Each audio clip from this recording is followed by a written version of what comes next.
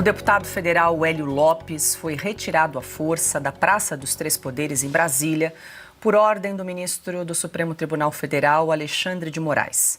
O parlamentar protestava no local com um esparadrapo tapando a boca, vestindo uma camiseta com a bandeira de Israel e declarou estar em jejum de palavras.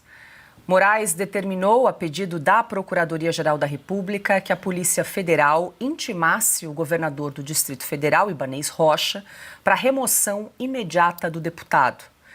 A PGR justificou a solicitação com base no risco de repetição dos atos do 8 de janeiro, classificados pelas autoridades como parte de uma suposta trama golpista. A presença de manifestantes e parlamentares no local, inclusive com estrutura de acampamento, foi tratada como ameaça à ordem pública. Depois do cumprimento da ordem de Moraes, o deputado Hélio Lopes declarou que o país vive uma ditadura. Uma situação, nesse caso, chamou bastante atenção. A decisão do ministro Moraes atingiu até mesmo parlamentares que não estavam na Praça dos Três Poderes. O líder do PL na Câmara, Sóstenes Cavalcante, estava no Rio de Janeiro e apenas fez uma publicação em rede social em apoio ao deputado Hélio. A mesma ordem foi estendida a outros dois deputados, o cabo Gilberto Silva e Rodrigo Dazaelli, que estavam em suas respectivas cidades de origem.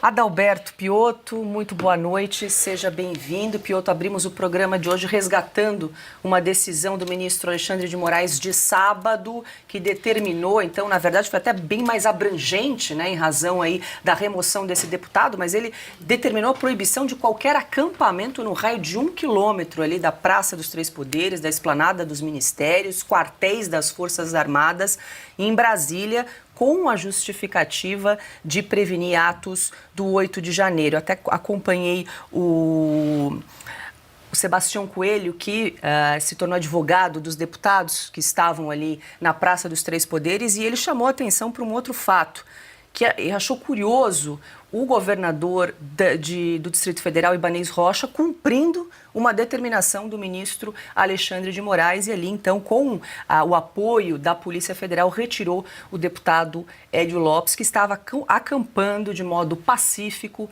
na Praça dos Três Poderes, em Brasília.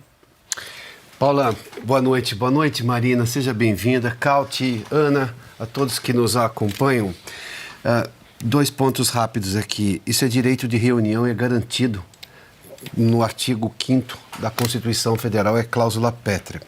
Assegura justamente a liberdade de pessoas de se reunirem pacificamente, sem armas, em locais de acesso público. Nós estamos falando do prédio do Supremo, ele estava na Praça dos Três Poderes.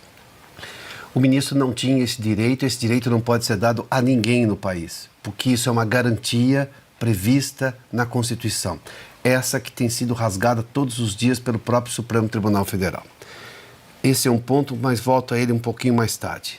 Vamos falar sobre a decisão do governador Ibanez Rocha. E ele, inclusive, disse: vamos resolver isso em 2026, numa aposta, numa melhora de ambiente político e institucional com a eleição do ano que vem, a derrocada desse atual governo e, claro, um Congresso que dê orgulho aos brasileiros. Não este que está aí, me refiro especificamente ao comando das duas casas, que hoje nós temos praticamente os dois presidentes do Congresso no mesmo consórcio de poder do Executivo e do Supremo Tribunal Federal.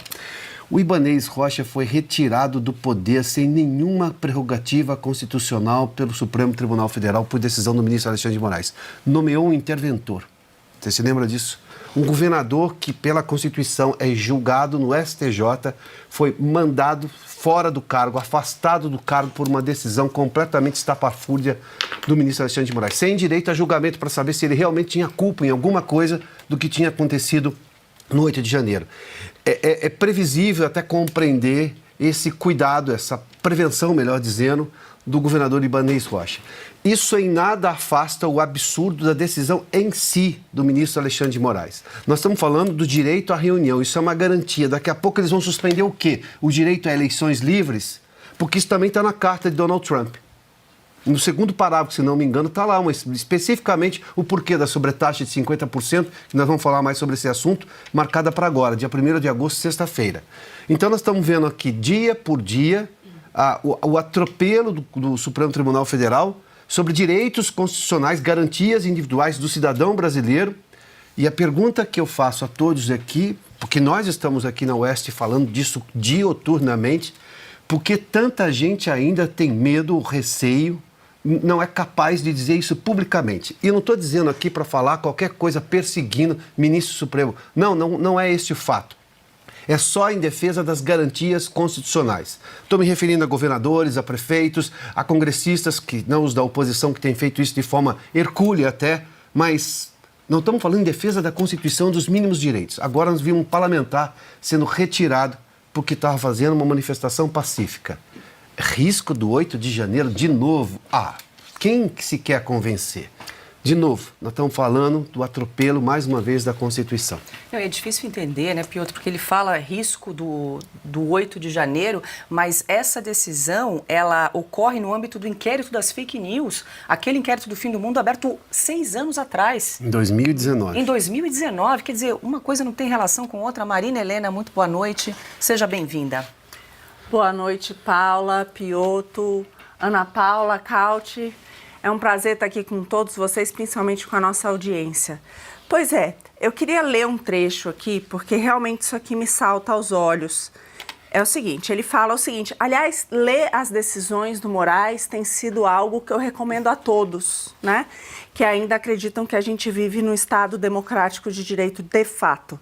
Mas ele fala o seguinte, a democracia brasileira foi gravemente atacada com a tentativa de golpe do dia 8 de janeiro, tendo um dos fatores principais a omissão de diversas autoridades públicas que permitiram os ilegais acampamentos golpistas em frente aos quartéis do Exército, em uma repetição da ignóbil política de apaziguamento, cujo fracasso foi amplamente demonstrado na tentativa de acordo do então primeiro-ministro inglês Chamberlain com o nazismo de Adolf Hitler.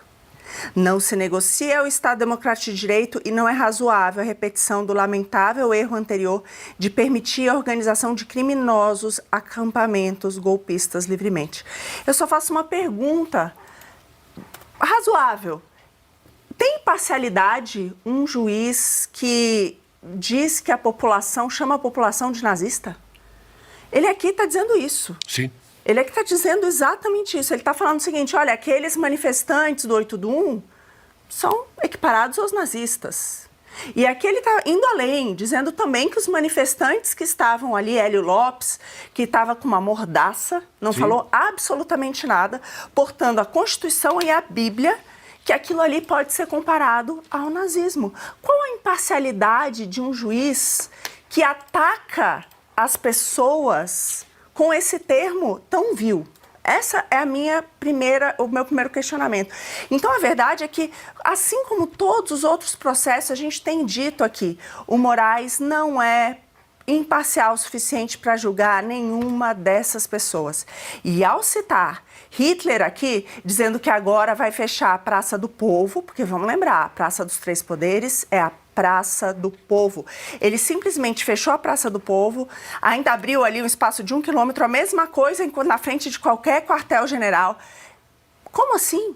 Está protegendo o que exatamente do povo? Isso é muito complicado, porque a grande verdade é que isso aí mostra um medo do povo, será? Um receio de ter qualquer questionamento pelo povo. Então, o Alexandre de Moraes, ele deveria zelar pelas leis do povo, que é principalmente a nossa Constituição. Ele não está acima dela, mas ele se mostra sempre acima das leis do povo e do próprio povo, como mostra nessa decisão.